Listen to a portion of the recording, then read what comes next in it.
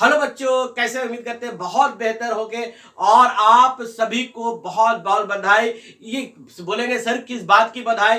CBSE ने sample paper release कर दिया गया। अब बोलेंगे सर सीबीएसई ने सैंपल पेपर रिलीज किया तो इसमें बधाई की क्या बात है?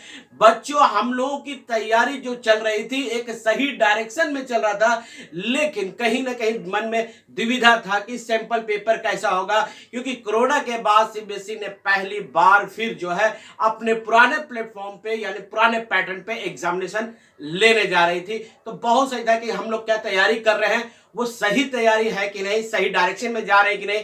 तो स्टूडेंट्स, हम सब बहुत अच्छे डायरेक्शन में जा रहे थे, प्रिपरेशन कर रहे थे। सीबीएसई ने लास्ट नाइट में सीबीएसई ने आपके सैंपल पेपर सारे 10 और 12 का सैंपल पेपर रिलीज कर दिया। यहां पर मैं सैंपल पेपर के बारे में सिर्फ बात नहीं करूंगा, पूरा डिटेल उसमें देखूंगा कि सैंपल पेपर में क्या है और हमें सही डायरेक्शन कैसे लेकर चलना है, ताकि 95% प्लस मार्क्स हमें लाने से कोई नहीं स्टूडेंट रोक सकता है। और आप सबको मैं बता दूं कि पूरी डिटेल इसमें अब हम देखेंगे सैंपल पेपर, और एक अच्छी अपडेट भी इसमें वीडियो के लास्ट में आपको एंड में मिलेगा। सो गाइस, चलिए अब देखते हैं सैंपल पेपर जो सीबीएसई ने रिलीज किया है।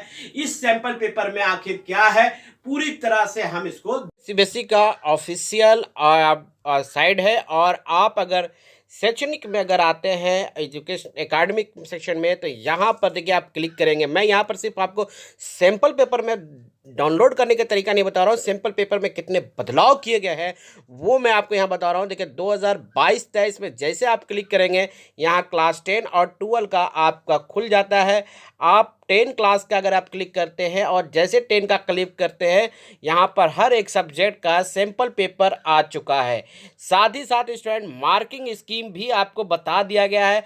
यहाँ पर देखिए, मैं अब सपोज करो मैं बेसिक मैथमेटिक्स को अगर अपलोड करता हूँ और देखता हूँ इसका क्वेश्चन पेपर में किस प्रकार का बदलाव किया गया है, पूरी तरह से पैटर्न में चेंज किया गया है कोरोना काल के बाद, और एक फिर पुराने प्लेटफॉर्म पे सीबीएसई वापस लौट आई है।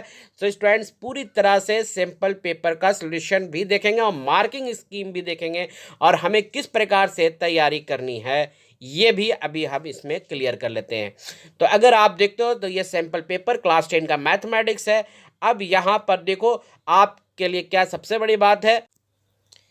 देखिए सैंपल पेपर को अगर आप देखेंगे, इसमें सेक्शन जो बांटा गया है वो ABCDE सेक्शन में बांटा गया है। सेक्शन ए में आपको 20 नंबर ऑफ क्वेश्चन पूछेंगे ए जाएगा और 1 मार्क्स का, ठीक है। 1 से लेकर 20 तक जो है वो 1 मार्क्स के क्वेश्चन पूछे जाएंगे। सेक्शन बी में 5 गो आपको शॉर्ट क्वेश्चन पूछे जाएंगे 2 मार्क्स के लिए। सेक्शन सी में 6 क्वेश्चन है जो आपका समेटिव 2 के क्वेश्चन पूछे जाएंगे, और इसमें आपके 3 मार्क्स के हर एक क्वेश्चन रहेंगे।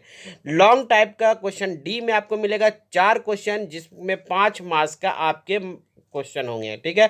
सेक्शन ई में 3 ठो आपको केस बेस पर क्वेश्चन पूछे जाएंगे, जिसमें कि 4 मार्क्स का हर एक क्वेश्चन इंक्लूड होगा, ठीक है।